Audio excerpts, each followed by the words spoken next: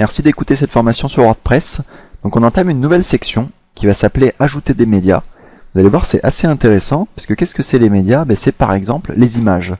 Et c'est l'objectif de cette vidéo, c'est comment insérer une image au sein d'un article, au sein d'une page, etc. Donc on va voir plusieurs choses. On va voir comment utiliser cet outil d'ajout des médias, comment ajouter l'image, c'est-à-dire depuis quelle source. Vous pouvez prendre une image depuis votre poste, une image qui existe déjà sur Internet, etc. Et ensuite, cette image, qu'est-ce que vous pouvez faire sur WordPress? Vous allez voir que WordPress va vous permettre un peu de la redimensionner, etc., de la modifier en clair. Donc pour ça, je vous propose de vous rendre dans le panneau d'administration WordPress, et on va simplement prendre un article déjà existant. Donc qu'est-ce que j'ai en article déjà existant sous la main? J'ai alors cet article de test que je vais mettre à la corbeille, mais j'ai surtout, souvenez-vous, mes fameux articles sur les brocantes. Prenons justement l'article sur le brocante du 18 mai 2015. Donc cet article-là, je vais le modifier. Il n'y avait rien. Si, il y avait quelque chose au sein de cet article. J'avais donné la date, j'avais donné la liste des intervenants. Souvenez-vous, on avait fait ce tableau avec des extensions qui nous permettaient de compléter l'éditeur. Bref, il manque quand même quelque chose à cet article, c'est une image. Donc j'ai justement une image, pas de la place du village, mais de la salle des fêtes du village. Donc on va changer l'article, brocante directement sur la salle des fêtes du village. Et là j'ai envie en fait de mettre une photo de la salle des fêtes. Si je vais actuellement sur mon article, que je mets à jour, dans le front office, j'ai bien ici ma brocante du 18 mai, mais j'ai pas d'image. Donc l'image, vous allez voir, pour la rajouter, ça se passe aussi au niveau de l'éditeur. C'est un peu à part, c'est à cet endroit. Là, vous pouvez ajouter un média. On clique, et là, plusieurs choses. Donc je reste ici à gauche, toujours sur insérer un média, parce que créer une galerie ou mettre une image à la une, c'est des choses qu'on verra après, qui sont importantes, mais qu'on verra plus tard. Dans insérer un média, j'ai deux options. Soit j'envoie le fichier parce que il est déjà quelque part sur mon poste, soit je le récupère dans la bibliothèque de médias. Il y a aussi une troisième option ici, qui est de récupérer le média à partir d'une adresse web. Ça veut dire par exemple que l'image de la salle des fêtes, qui est déjà sur le site officiel de la mairie d'Aigrefeuille, je pourrais la récupérer de cette manière en copiant-collant l'URL et en indiquant l'URL ici. Voilà, WordPress a automatiquement détecté que c'était une image, etc., etc. Moi, c'est pas comme ça que je vais faire. Je vais aller dans Insérer un média, là où j'étais initialement, et je vais aller dans la section Envoyer des fichiers. C'est vraiment le plus courant. Là, il y a deux manières de faire. Soit vous allez par exemple sur votre bureau, ou disons là où est enregistrée l'image, sous Windows, et vous faites un glisser-déposer à cet endroit. Soit, de manière peut-être plus intuitive, vous allez en fait chercher l'image au sein en fait d'un dossier dans lequel vous avez mis l'image au préalable. Donc moi, j'ai mis l'image sur mon bureau, donc je sais où elle est l'image. Elle s'appelle salfête.jpg. J'ouvre cette image, et là j'ai bien l'image qui a été importée dans, je ne sais pas si vous avez vu, on a changé d'onglet. Je suis passé dans Bibliothèque de médias. Cette image, je viens de la mettre en ligne, et en fait elle a été mise dans ce qui s'appelle une bibliothèque de médias. Donc vous allez voir, on va y revenir dans une future vidéo à cette fameuse bibliothèque de médias. Mon image là, elle est cochée. Si elle est cochée, c'est-à-dire que c'est ça que je vais insérer. Voilà. Donc je peux cliquer là sur l'image pour la cocher ou la décocher.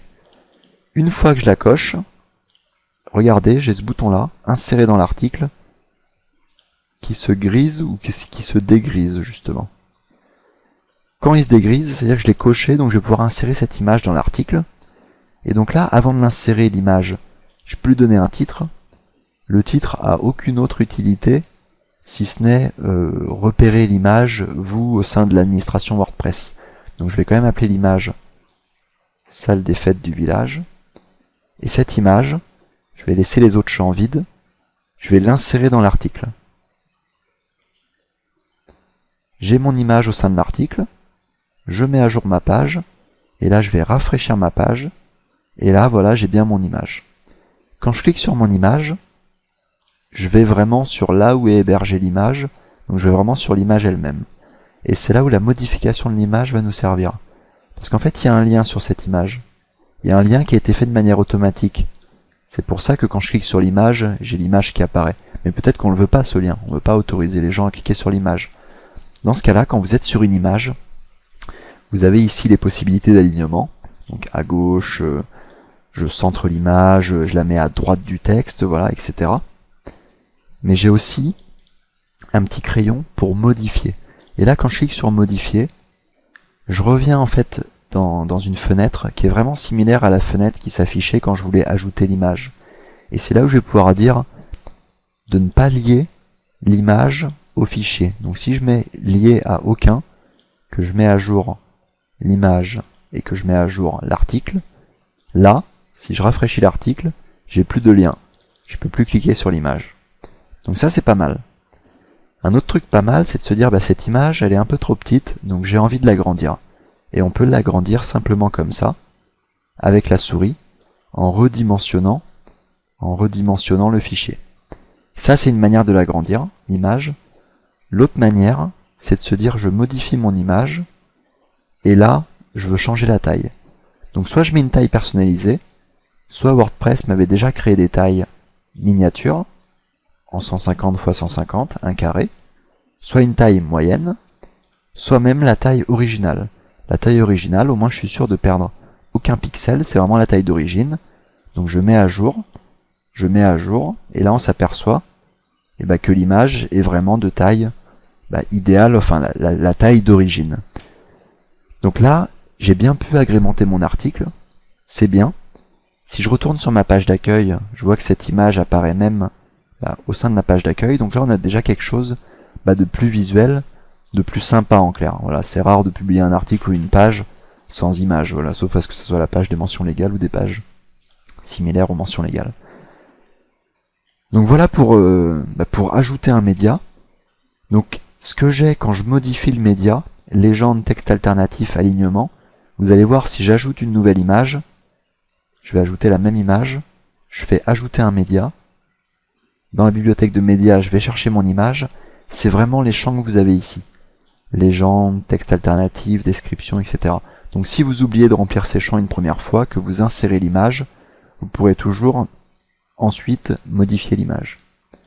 Pour supprimer l'image, soit vous faites comme moi, vous cliquez dessus et vous appuyez sur la touche Supr de votre clavier, soit vous allez sur l'image et là simplement vous cliquez sur l'icône Supprimer. Au niveau de l'alignement, WordPress vous offre la possibilité entre centrer.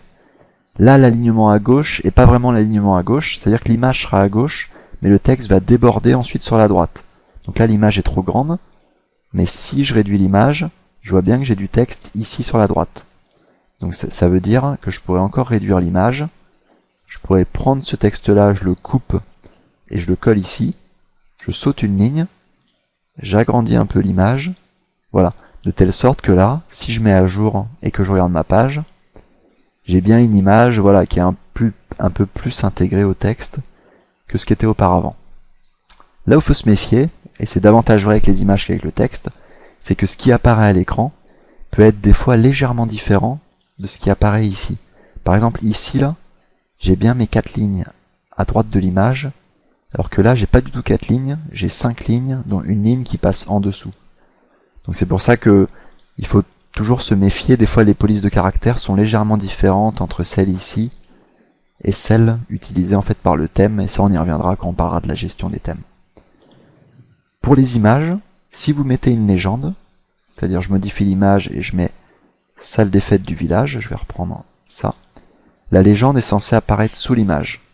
Donc là je mets à jour l'image, je vais mettre l'image en centré, voilà, pour que le texte soit bien un peu au-dessus et un peu en dessous. Voilà.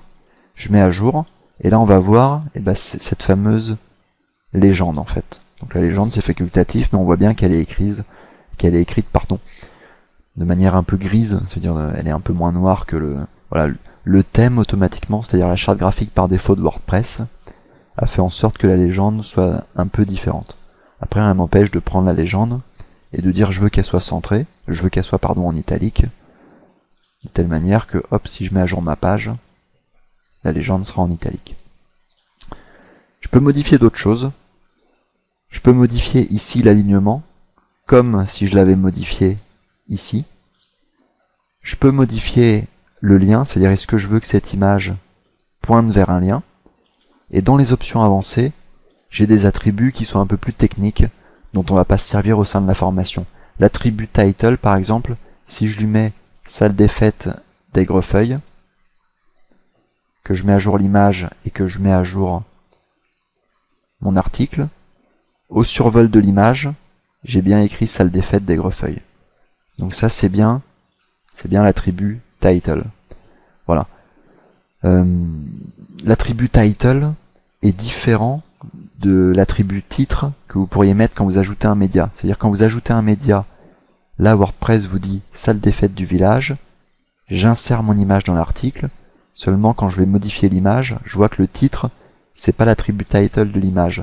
Donc là en fait il y a une petite ambiguïté, que moi je trouve au niveau de WordPress, qui fait que ce titre va seulement vous servir quand vous allez vouloir aller naviguer dans votre bibliothèque de médias.